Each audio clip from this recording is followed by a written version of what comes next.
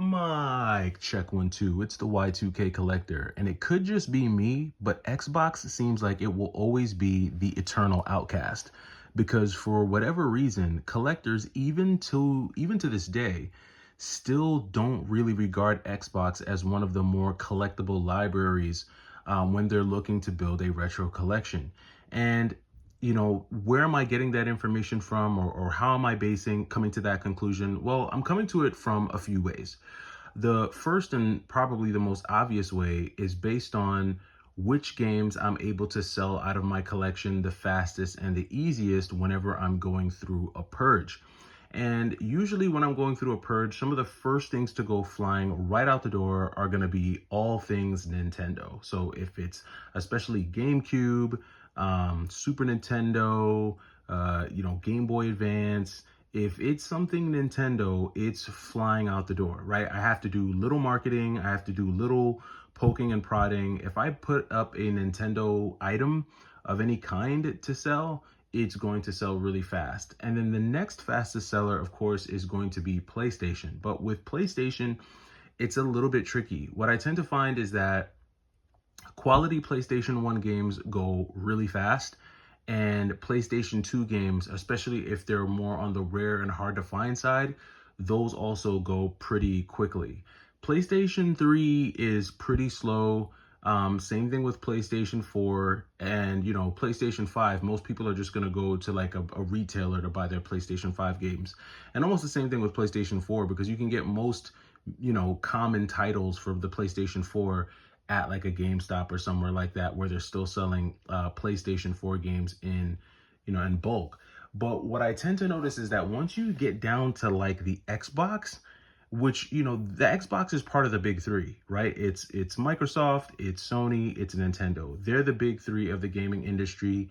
Everyone else is either kind of fallen off or they're only making games, right? So there's no more Neo Geo consoles to compete with. There's no more Sega consoles to compete with. You're not competing with the TurboGrafx. You're not competing, we're out of that era where it just felt like there were so many consoles out. I remember there being a time where it just felt like there were so many options for gaming consoles between, 32X, Genesis, Super Nintendo, Neo Geo, TurboGrafx, Neo Geo CD, Sega CD. It just seemed like there were so many options, and now it's really kind of been boiled down to the big three. And the Xbox is still considered somewhat of a stepchild. Now, it did seem like there was a point in time where Xbox was kind of somewhat getting on an equal footing. And mind you, I'm putting like their online gaming aside, like Xbox, like the Game Pass, I'm not including that in this because we know that Xbox definitely has an advantage with their whole online gaming experience with the Game Pass and things like that. I'm just talking from strictly a hardware physical games standpoint, right? From a physical game standpoint, the only time that I can see in history where it felt like Xbox was truly like even in the race was during the 360 era. During the 360 era, that was just, I would say that was Xbox, the golden era for Xbox, in my opinion. And I feel like for a lot of people, a lot of their nostalgia is held with the Xbox 360 because there were probably more people playing the Xbox 360 than maybe any other Microsoft console that Microsoft has put out. And I could be absolutely wrong. And again, I'm talking about for physical video games, right? Physical collecting. I know a lot of people do the Game Pass thing on the Xbox One and all the more recent Xbox consoles. But I'm talking from a physical standpoint, a lot of that nostalgia, in my opinion, is really held in that 7th gen Xbox 360 generation. But for some reason, when it comes to like original Xbox, there's just almost no love. There's no love, man. Like no one really wants to buy it. And so that's one of the first ways that I kind of am gauging that really Xbox, like original Xbox games are still considered like not undesirable, but they're really low on the totem pole. There's really like a very niche market for collectors who really want to get this stuff. That's one indicator of that. The other indicator of that is the fact that even resellers, don't really like to dabble in the Xbox world, right? They don't really like to dabble in the Xbox library. And a lot of times, Xbox games will be the last things that they buy. Now, unless you're coming with an extremely rare Xbox game like Spike Out, or you're coming with some really classic titles that are locked to the Xbox, like the Otogi series, or maybe even Phantom Dust, which at one point was really expensive, but has come back down to earth. There are some Xbox exclusive games that make the Xbox worth owning, for sure. Do I have an expansive Xbox library? No, I do not. My Xbox library is very small, but I told myself that if I am going to have an Xbox, I want to get some of the best games that are exclusive to the Xbox, because it doesn't make sense for me to get an Xbox and have a library of Xbox games that I could have had on the PlayStation 2, because I already have a PlayStation 2 and it's just easier to play the PlayStation 2 or play PlayStation 2 games because I can play them on a PlayStation 2 or on my backwards compatible PS3. And so it just wouldn't really make sense for me to purchase games on the Xbox that I could easily play on the PS2. And I kind of follow that rule with the GameCube as well.